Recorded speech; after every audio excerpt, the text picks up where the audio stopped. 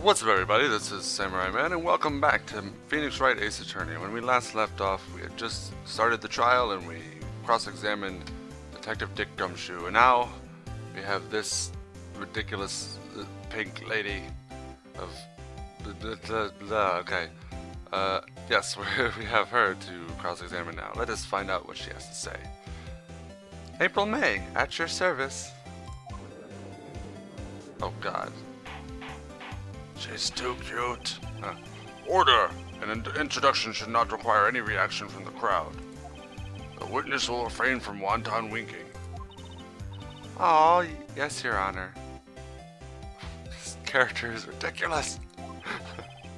This is not good. She's already captured the heart of every man in the court. Tell us, where were you on the night of September 5th when the murder occurred? Gee, I was like in my hotel room. I'm not saying that. I checked in right after lunch. And this hotel is directly across from the Fay & Co. law offices? That's right. Big boy. Oh my. I think every line of text she says is going to be embarrassing to read out. Please testify to the court about what you saw. Witness's account. It was like 9 at night. I looked out the window, you know. And then, I saw a woman with long hair being attacked. The one attacking her was the mousy girl sitting in the defendant's chair. Then the woman, dodged to one side and ran away. But that girl, she caught up to her and she hit her. And the woman with the long hair, she kinda slumped. How do you see that? The end. That's all I saw. Every little bitsy witsy. God. Stop. Well, Your Honor, I see it is remarkably solid testimony. I don't see a need to trouble the witness any. Wait, Your Honor. Yes, Mr. Wright. What about my cross-examination? I thought the witness's testimony just now was quite firm, didn't you? Perverted old man. Mr. Wright, I understand you were Miss Mia Fey's understudy, were you not? You must know her techniques well.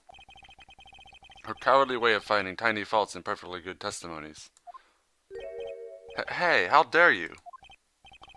Well, Mr. Wright, will you cross-examine the witness? Yes, I'm doing it. I'll gladly proceed with the cross-examination, if only because I have a feeling Edgeworth doesn't want me to. She has to have some weakness. Very well, you may begin your cross-examination. Witness's account. Edgeworth. Alright. Okay, so let's look at our stuff real quick.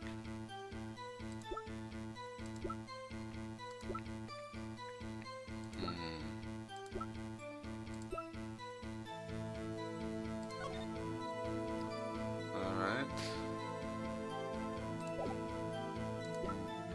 Okay. Sorry about the abrupt cut. I accidentally adjusted the window size again, but I figured out how to lock it in place, so that should work. Alright, anyways, let's check this out.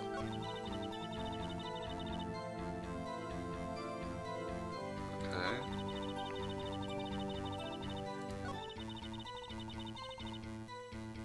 Let's check. Let's press that. She dodged? Dodged what? Well, the attack. Please continue your testimony. Okay, that didn't work. Okay, let's press it. How did you know it was my client? Huh? Well, gee. First of all, she had a girl's physique. And secondly, she was small. Who else could it be but her? She has a point.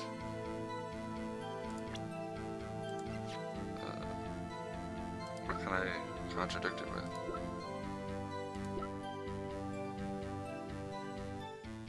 Wait a second. 9:27 a.m. Okay, that doesn't help.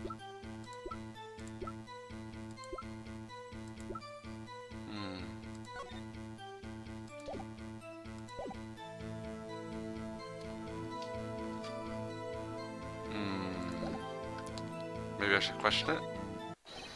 Hold on a minute. That testimony stinks. What? Miss May, I'm willing to bet that... Wait.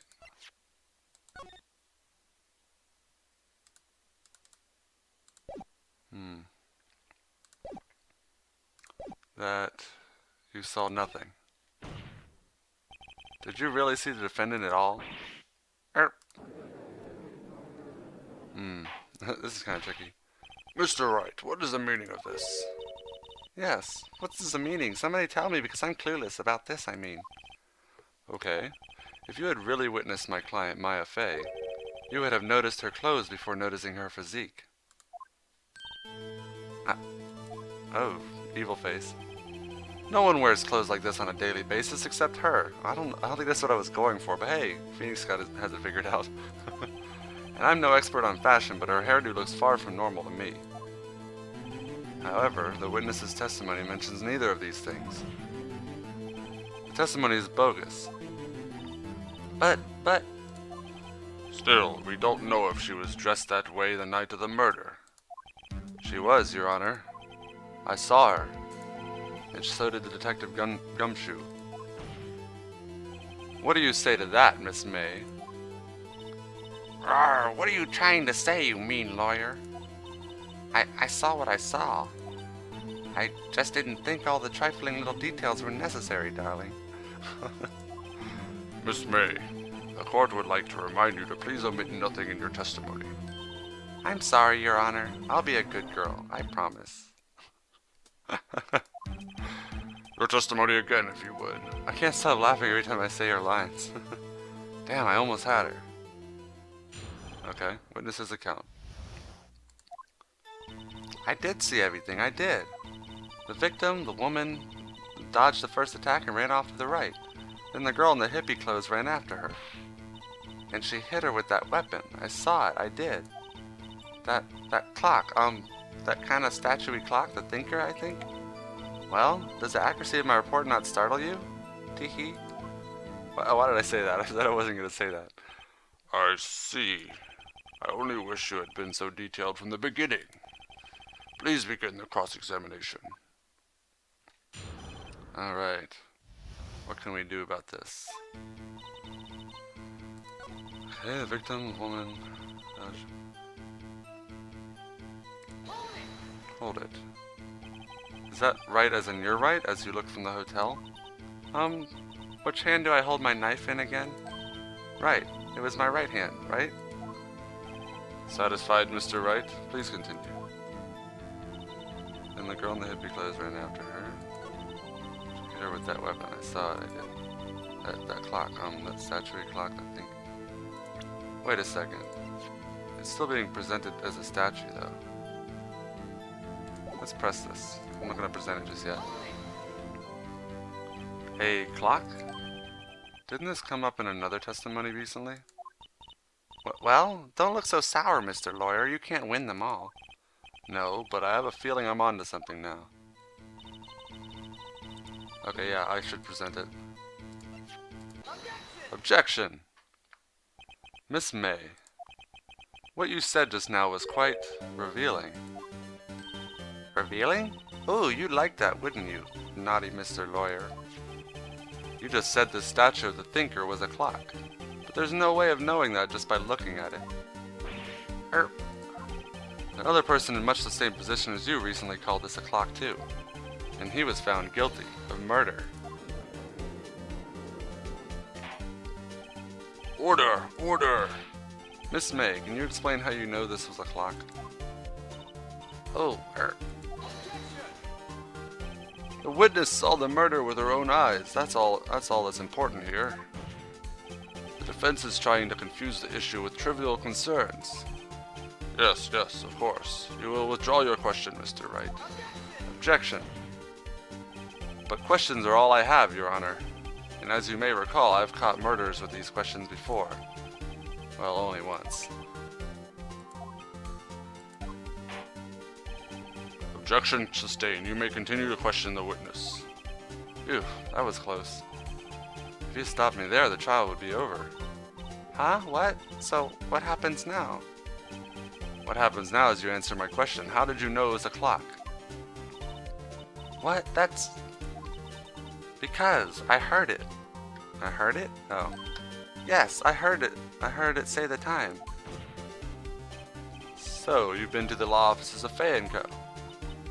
No, hey, I didn't say that. Why would I go there? I heard it from my hotel room. Hee hee. The law offices of Fay & Co., where the murder took place, are very close to the hotel. She could easily have heard the clock.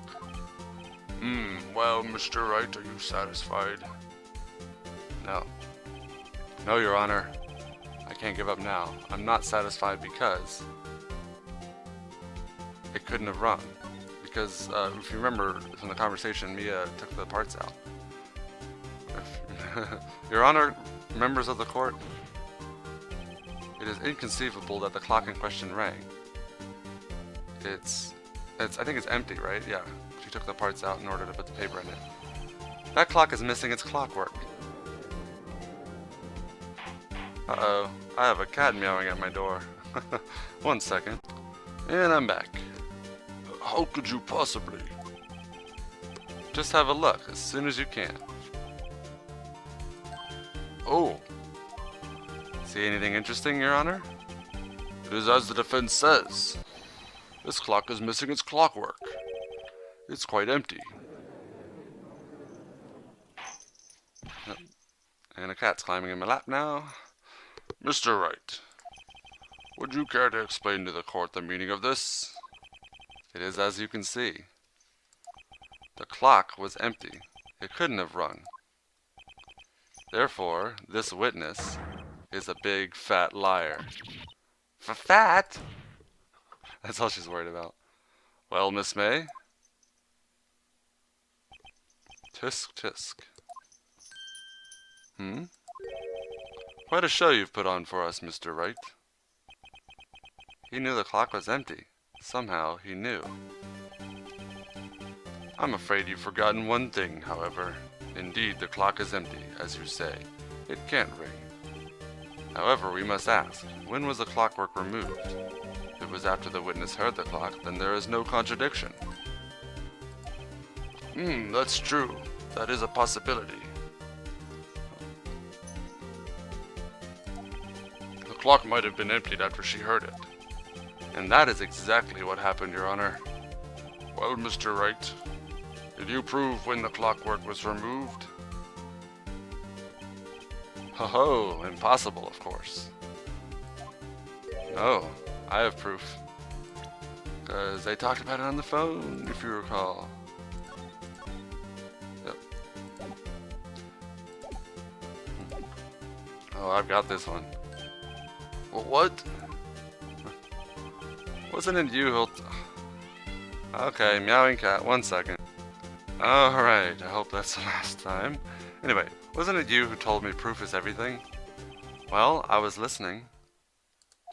And now I'll show you the proof you like so much. The evidence that proves when the clockwork was removed is Maya's cell phone. Take that. Take a look at this. That's a very cute cell phone. Woohoo! You have a girly phone. Oh wait, this isn't my phone. Listen, this is the defendant's cell phone and it contains a recording. A recording of a conversation she had with the victim on the day of the murder. Order! Order! The defendant's cell phone? This wasn't brought to my attention. Perhaps Detective Gumshoe overlooked it? A good detective better remember he's up for evaluation soon. My heart goes out to you, Edgeworth. Not. Let's hear the conversation. I won't read it. It's just pretend it's playing.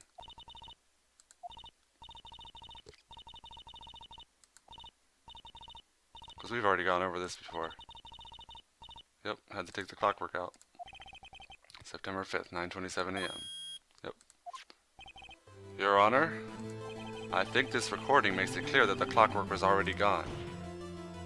And this was recorded in the morning, before the witnesses even arrived at our hotel.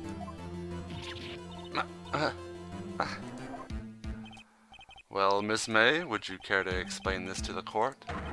Just how did you know that weapon was a clock? Well, isn't it obvious? I saw that clock before. What store was that again? I gotta go to so many. Oops, I forgot. So the witness had seen it before. That would make sense. Does the defense have any objections, Mr. Wright? Yes, because it's a custom-made clock made by, Larry. The witness claims she had seen it before, but this directly contradicts a piece of evidence already submitted to this court. Well then, let's see it. Please produce this evidence that will prove the witness had not seen the clock before. It was made by Larry Butts. Take that. It's simple. This clock was never in any store ever. What? A friend of mine made that clock. Only two exist in the world, and the one that isn't here is in police custody. Impossible! Everything is sold in stores. Miss May, I think it's high time you went shopping for a better excuse. Oh? Excuse is not on sale today? Oh,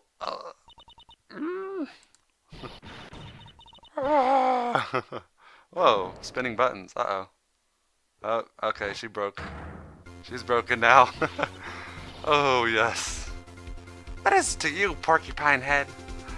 Oh, what a wonderful cliffhanger to stop this episode on. I hope you guys enjoyed this episode, and I will see you guys next time. Good night.